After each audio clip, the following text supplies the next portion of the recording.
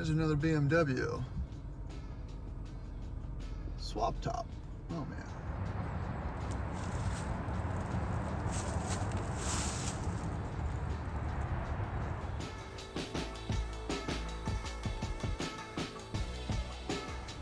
So I'm in my 98 E36 323 IS, the baby sports, the baby one. And we're gonna go check out another E36 325 convertible with a hardtop. It's forest green or something like that.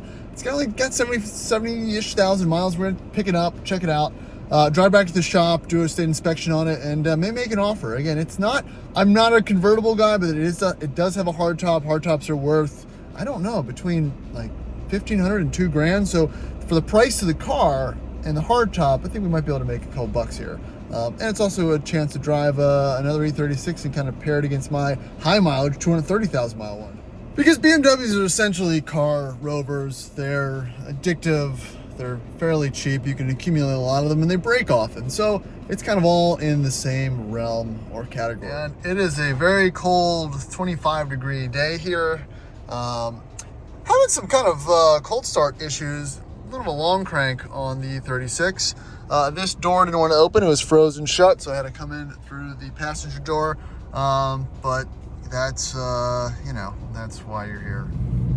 So yeah, I haven't made a whole lot of videos on the E36 recently because it's just been running. It's a pretty good car. It's super quiet. Again, high mileage. I changed the oil recently to potentially bring it to South Carolina. But this thing just runs even with 230,000 miles. A little bit of wheel spin, and yeah, it just goes.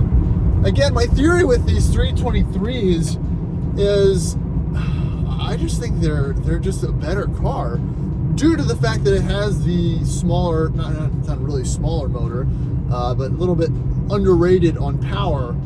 Because the owners of these really probably didn't hoon them as much as a 325 or a 328 of the time. It's kind of like a good middle ground where I'd rather sacrifice a little bit of power, not that the other ones make too much power anyway, for just kind of longevity and that kind of analog driving experience. So I think a 323 IS is a great choice if you can find one. Just because it's usually a better car due to the previous owners. And there's another BMW. Swap top. Oh man.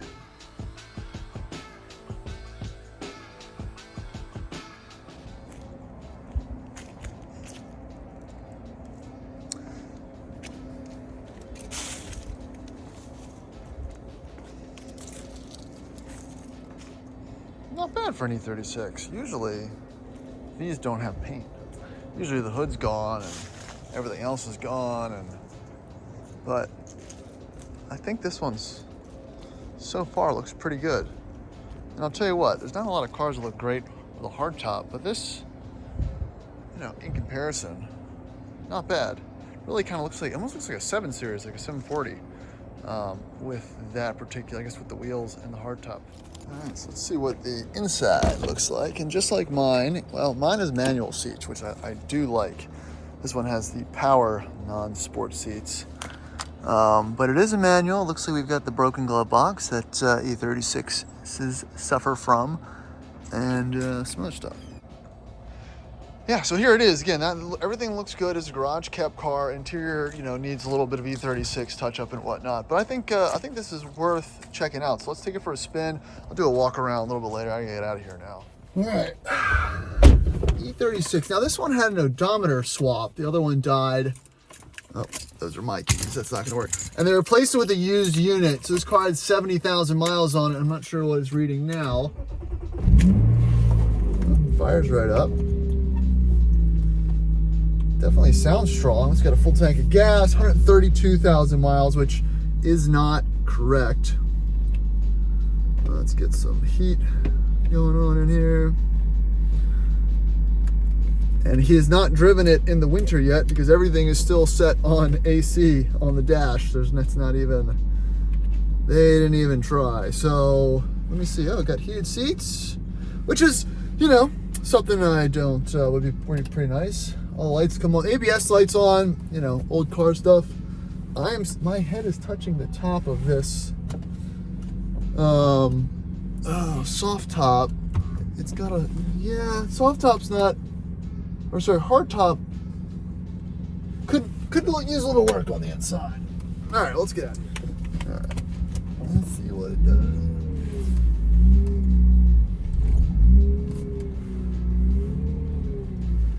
Still can't barely see out the back.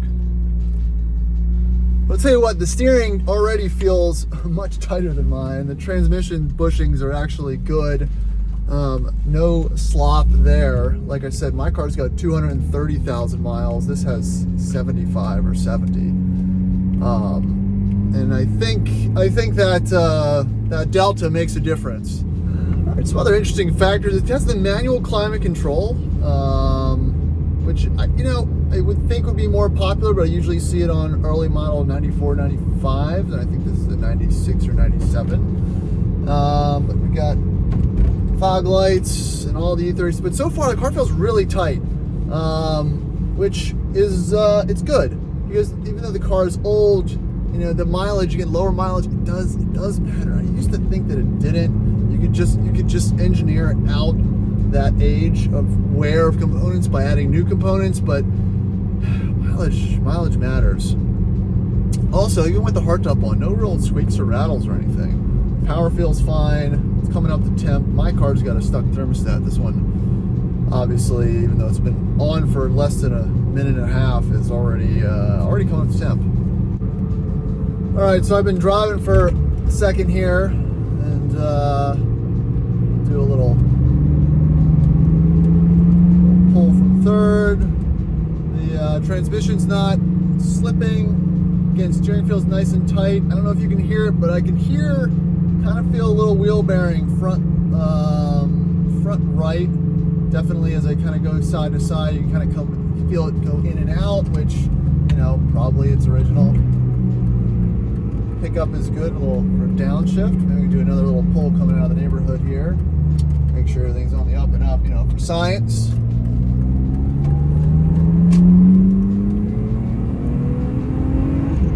Revs nicely, nice sound, really quick engagement.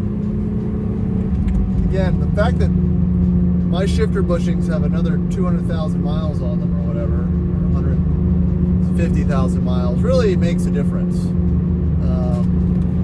But yeah, like I said, it's still not 100% up to temp. I would have thought I would have been there by now, but these cars, when they're fairly sorted, they do deliver. You know, I'm not a Miata guy, so this is like the next best thing from the German, English, British side of things. That's affordable and cheap and attainable. I mean, obviously an E30 might fit that mold a little bit better, but this is. So, still going to do a state inspection on it. Again, great color, decent car, good tires. The question is, what would you pay for it? Wholesale, I guess. That's what we have to kind of come up with. You know, it's got some flaws as far as cosmetic stuff. It's not a bring-a-trailer car, but it's pretty nice for an E36, or how an E36 is concerned, especially with the hardtop. Like I said, there's just not any of these that are super nice. So if you use that scale, then this is pretty nice. So, you know, that's going to be the judge and figure out what the market is and whatnot on these. But it's a pretty attractive car. Like I said, it drives very well, nice and tight. A couple little things here and there. When we get on a lift, we'll figure it out. But, you know, let me know what you think in the comments. Should we grab this? Oh, man. Shoo.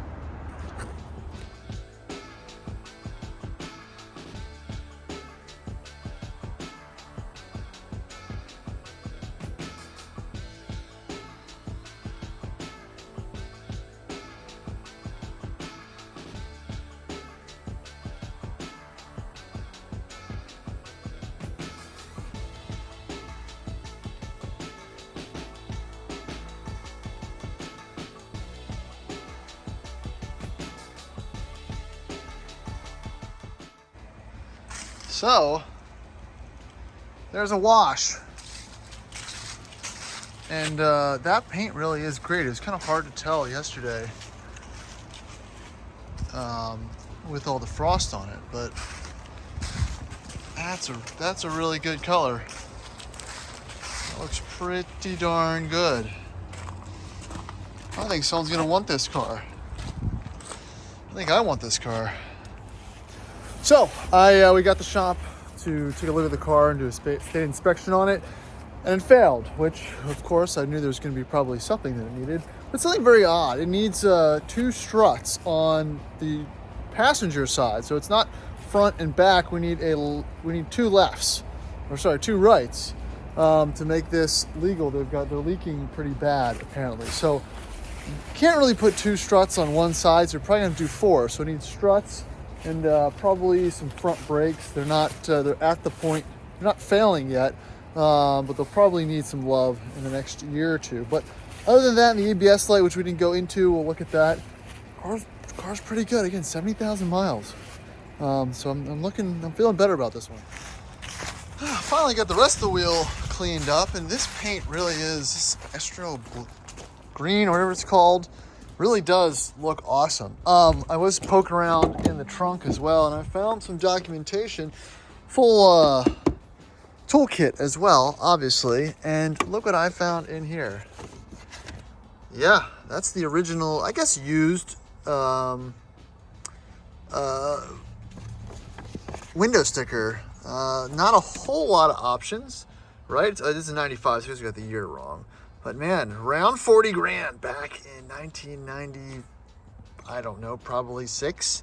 Could still been 95. I don't know what year he bought it at, but pretty cool to see all that kind of documentation. So this really is a 1 or 2 owner car. I still haven't gone through all those receipts, but I'm sure, like my E36, it's almost tens of thousands of dollars worth of maintenance over, a more than 20-year ownership. But going back to the inside, I think I can get a latch to get that to work properly. Same wear on the center console as mine, some seat staining and whatnot. This hardtop has, I guess this is it is, I wouldn't say collapsed, but it needs to be redone on the inside. Apparently it's pretty common. Luckily I can take that off. I can take the hardtop off and get that redone. So I might do that. So it might be struts, front brakes, hardtop, just figure out what's going on with that ABS switch, and a good detail, because this is good, guys. I mean, this is exactly how you want it. It's not perfect, but it shows nice. It could use a buff and a polish, but this is a pretty car. So with that being said, we're gonna take it. We're doing it. We're gonna do some work to it, clean it up, and list it for sale. If you're interested in this particular E36, which again, it's 1-ish owners. I mean, if he bought it at 6,000 miles, he's pretty much the only owner of it. And around 70,000 miles due to the odometer switch. Again, the old odometer of the cluster died, replaced it with a used one. He replaced it at like 68,000 miles. He's only driven it for like 500 miles since then. So I'm gonna guess it has around 70,000 miles on it right now. Amazing condition, garage kept E36. Again, it's not showroom quality, but there's not many of those out there. This is probably as good as you get. So that's gonna be it for this video. Please like and subscribe, do all those YouTube stuff. Just a short, quick walk around. Again, on this channel, I just videotape things that I'm doing anyway. This is not generated content. It's fun, it's interesting, and it's about cars, and that's what I try to keep it about. So thanks, guys.